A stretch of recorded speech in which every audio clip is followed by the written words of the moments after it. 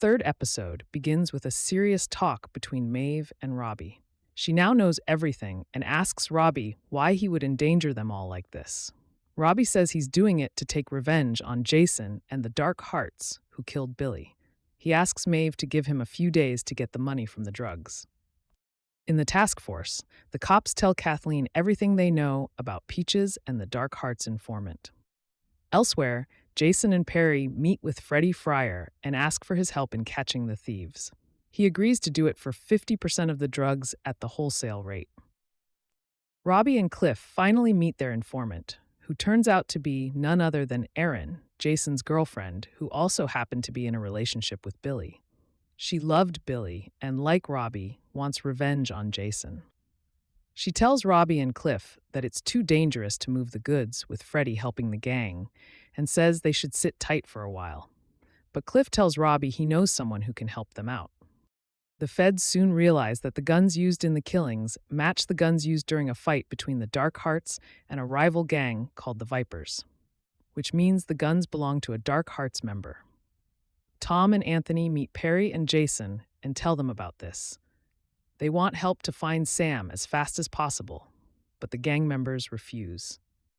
Aleah and Lizzie visit the construction site where Peaches worked and speak to his coworkers. Meanwhile, Maeve teaches Sam how to swim and Emily visits Ethan in prison. Robbie and Cliff meet a man named Ray. He's recently gotten out of prison, but still has connections in the drug world. He says he can connect them with a man named Lee Whitehead, who knows the Colombians. Since the Dark Hearts have kept the Colombians out of the trade for a while, they would want in on 12 kilos of drugs. Ray tells Cliff he will set up a meeting. Denny, a man from Peach's workplace, asks to meet Elizabeth and Aleah. He tells them that Peaches told him about working with Cliff Broward. The detectives rush out and let Tom and Anthony know what they found. They all head to Cliff's house, where the door already seems to be broken in. They enter the house and they encounter two masked burglars. Tom falls down the stairs and gets a head injury. One of them is caught and turns out to be none other than Shelley, Ray's wife. The other runs away with Lizzie in pursuit. She and Anthony bring him down, and the man turns out to be Ray himself.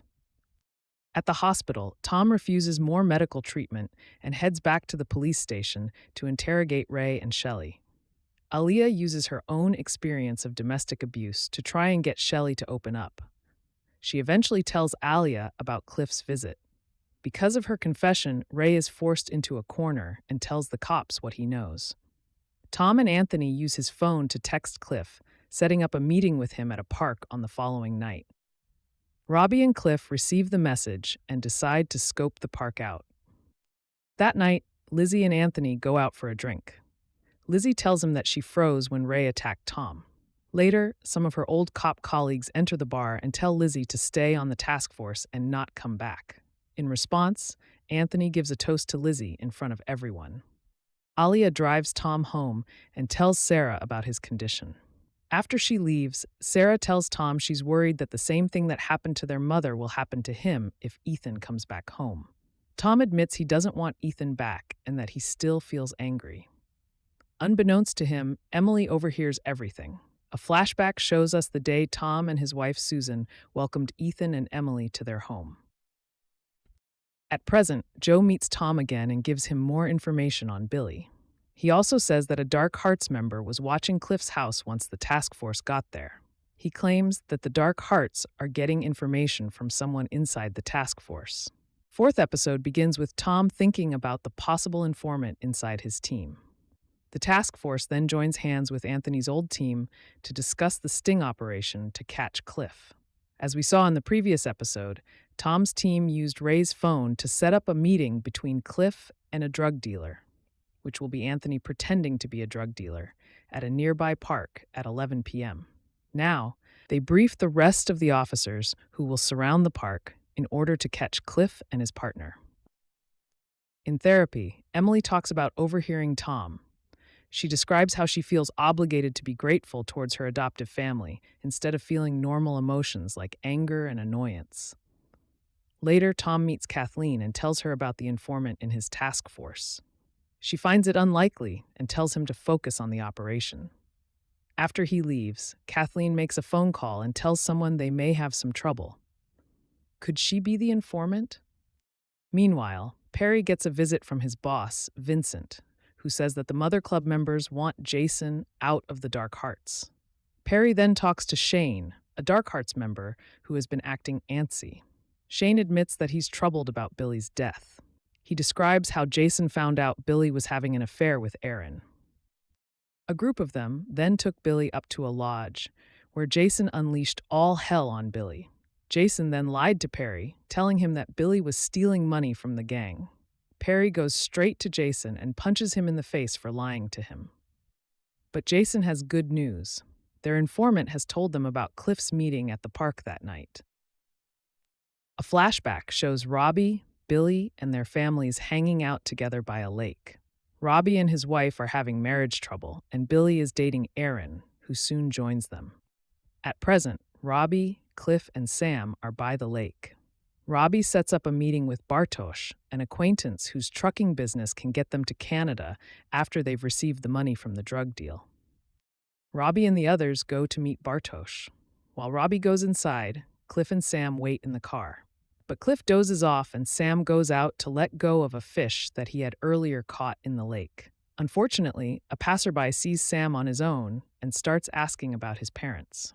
Robbie arrives in time to take him away, but when the man tries to take a picture, Robbie punches him till Cliff pulls him off. At home, Robbie tells Maeve the plan to run away to Canada and have Maeve and the kids meet them later. Maeve refuses to do so, saying she will not ruin the kids' lives. Sometime later, Robbie tries to have a father-daughter dance with Harper in their home, saying they need to practice for the school father-daughter dance. She knows something is wrong, but he tells her not to be scared. She then reveals that she never bought tickets to the dance because she thought he wouldn't want to go. Perry turns up at Erin's place and asks her if she has anything to do with the robberies. She says she doesn't, and he seems to believe the lie. As night falls, the police spread themselves around the park. We see Robbie and Cliff take 2 cars. Robbie parks near a diner while Cliff drives ahead. The task force members see a white car entering the park and surround it, only for it to be an ordinary couple looking for their dog. Cliff seems to be at a completely different location.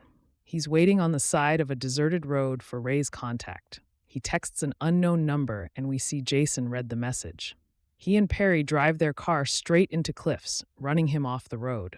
Robbie realizes something is wrong, but by the time he reaches, Cliff is nowhere to be seen.